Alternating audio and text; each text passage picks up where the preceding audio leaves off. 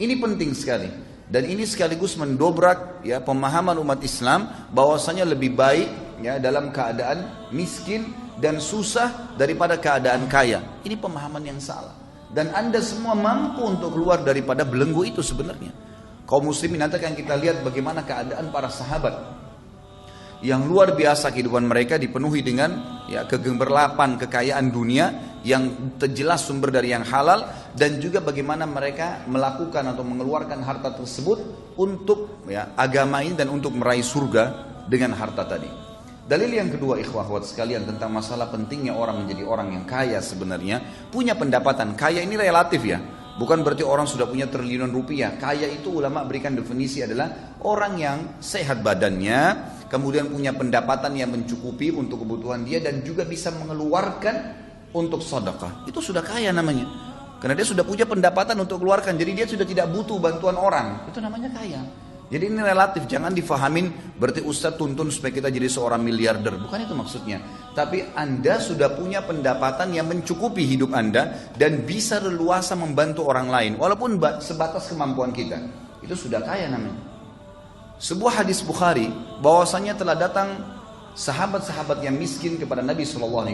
Sebagian mereka datang lalu berkata, ya Rasulullah, sahabat-sahabat kami yang kaya banyak sekali di Madinah ini, mereka mengalahkan kami dari sisi pahala. Kami sholat, mereka sholat. Kami puasa, mereka puasa. Kami mengerjakan apa saja ya kegiatan berjihad, mereka berjihad. Artinya mereka melakukan apa yang kami lakukan, semua dapat pahalanya sama. Tapi mereka mengungguli kami karena mereka bersedekah dengan harta mereka. Kami nggak punya itu ya Rasulullah. Ajarkan kepada kami perbuatan amal yang kalau kami kerjakan kami bisa menyaingi mereka dari pahala sedekah mereka itu. Kata Nabi SAW, bacalah Subhanallah 33, Alhamdulillah 33, Allahu Akbar 33. Hadis ini kebetulan tidak dikaitkan dengan masalah sholat umumnya, gitu kan?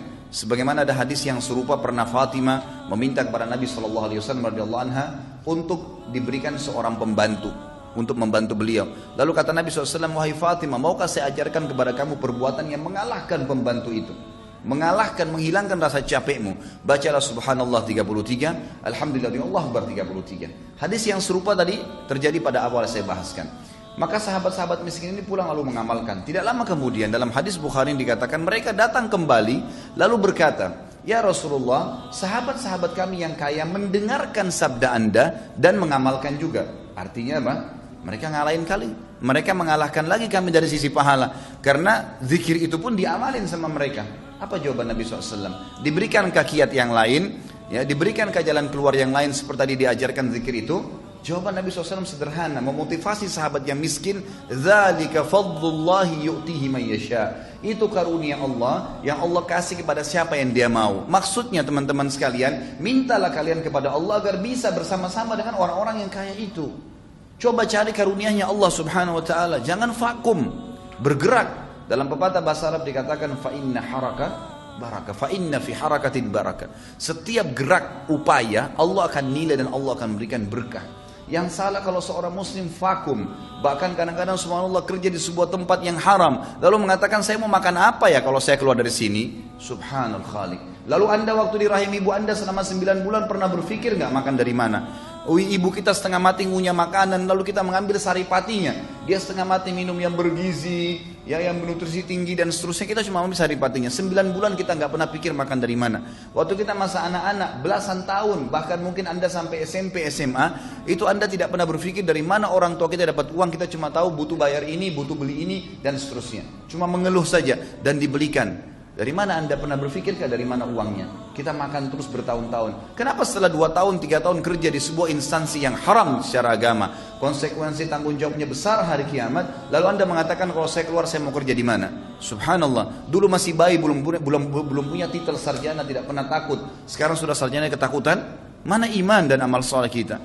Mana keyakinan kepada Allah Subhanahu wa taala?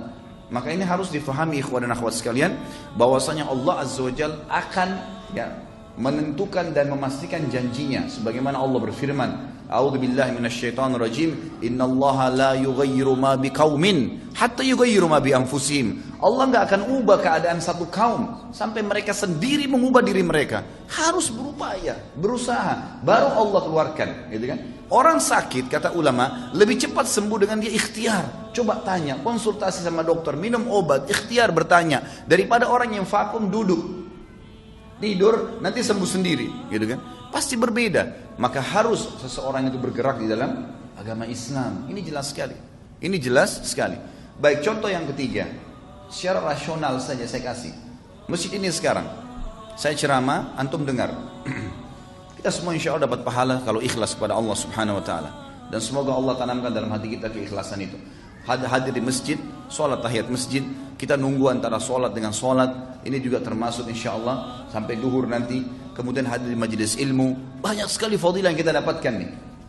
Saya sering kasih contoh di pengajian saya teman-teman sekalian, kalau saya sholat, lalu teman saya juga di sebelah sholat, saya mengajak dia, tadi dia nggak sholat, saya panggil, ayo sholat ya, dia sholat, saya dapat pahala, misal contoh saja dikasih pahala sama Allah 100, dia juga dapat pahala 100 karena dia sholat, gitu kan? Dua-dua dapat pahala. Tapi saya karena mengajak dia dikasih pahala sama Allah 100 persis pahala dia tanpa dikurangin dari pahala dia. Plus bonus, saya dapat 200 karena ngajak orang. Tapi pernah gak kita berpikir bahwasanya orang yang bangun masjid ini panen pahala semua orang yang sholat. Artinya dari mana orang bisa bangun masjid? Dari harta, ikhwah sekalian. Harus punya uang, harus punya pendapatan, tapi pendapatannya sumbernya halal, keluarnya jelas kemana, bukan dipakai foya-foya. Bangun masjid, sabda Nabi SAW dalam hadis sahih dikatakan, man bana baitan lillah, bana Allahu lahu baitan fil jannah. Siapa yang bangun di muka bumi rumah untuk Allah, masjid, Allah akan bangunkan baginya istana di surga. Oh Ustaz, saya nggak mampu bangun satu masjid, nggak masalah. Ada hadis lain yang mengatakan siapa yang membangun rumah Allah di muka bumi sebesar cakaran kaki burung di tanah.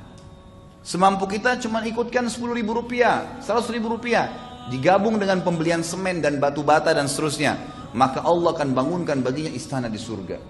Jadi beda, orang yang menggunakan harta itu besar sekali gitu kan, dia akan dapatkan pahala. Bayangkan kalau masjid ini menampung 1.000 orang misalnya, atau 2.000 orang, setiap orang yang sholat, berapa banyak pahala yang didapatkan. Sementara tadi saya kalau ngajak teman saya 1 orang, saya sudah dapat pahala dia. Bagaimana dengan orang yang bangun masjid ini? Rumah anak yatim, perbaikan jalan, banyak sekali kegiatan-kegiatan sosial, mencetak Al-Quran, kan?